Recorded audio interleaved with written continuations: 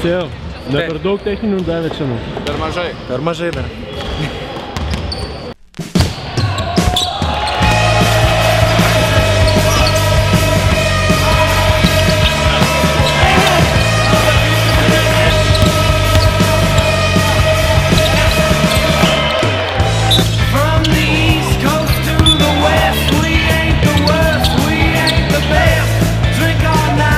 Krepšinio atėjęs pasižiūrėti? Ne, pažiūrėt, kaip draugas žaidžia tiek daugiau.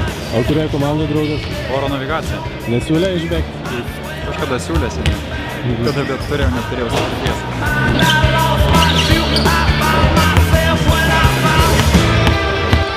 Sostinės A lygoje įpusėjo ketvirtfinalio etapas.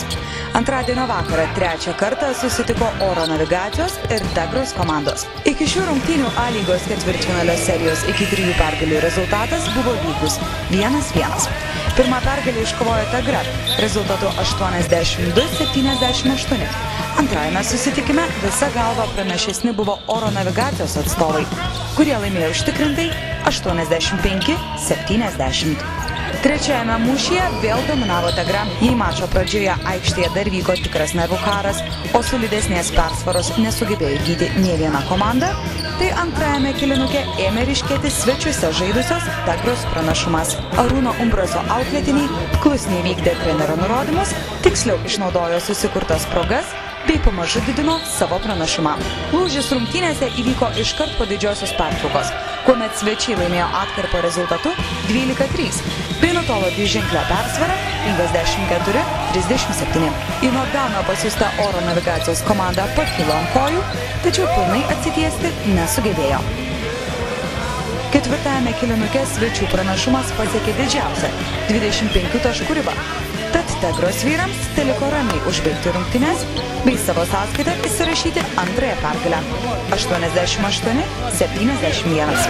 Vienas iš svarbiausių nugalėtojų komandos ginklų šiose rungtynėse buvo tolimi metimai. Jų Tegra pataikė 13. Akivaizdu pranašumą svečiai turėjo ir rungtynėse po krepšiu. Atkovotų kamuolių skirtumas išties didelis – 45-31. Tegros ekipoje puikiai žaidė 5 tritaškius pataikęs Martynas Girnius. Iš viso jo sąskaitoje 19 taškų. Pataikyti iš toli šį kartą nesisekė Oro navigacijos lyderiui Rolandui Jaručiui. Jis prametė 6 iš 7 mestų tritaškių, tačiau buvo rezultatyviausias savo ekipoje su 16 pelnytų taškų. Nestipresni, buvom greitesni, gal biškutėlį užbėgom greičiau. Jie kažkokie pavargę buvo, gal kaip mums praeitas varžybas niekas nelabai sekėsi ir atrodėm lėtesni, tai dabar jie taip kažkaip atrodė, tai nežinau, žiūrėsim, reikia dar vienos. Ne, tai aš manau, mums reikia patiems susitvarkyti, aišku, čia nuo mūsų viskas priklauso, čia nereikia nieko daryti, serija nesibaigė. Čia 2-1 tai nereiškia, kad mes pralošėm. Kai bus 3-1, tada sakysime pralošėm. O čia, šiandien varžybos tos, kurias mes patys pralošėm. Jie galbūt tuo pasinaudojo ir viskas.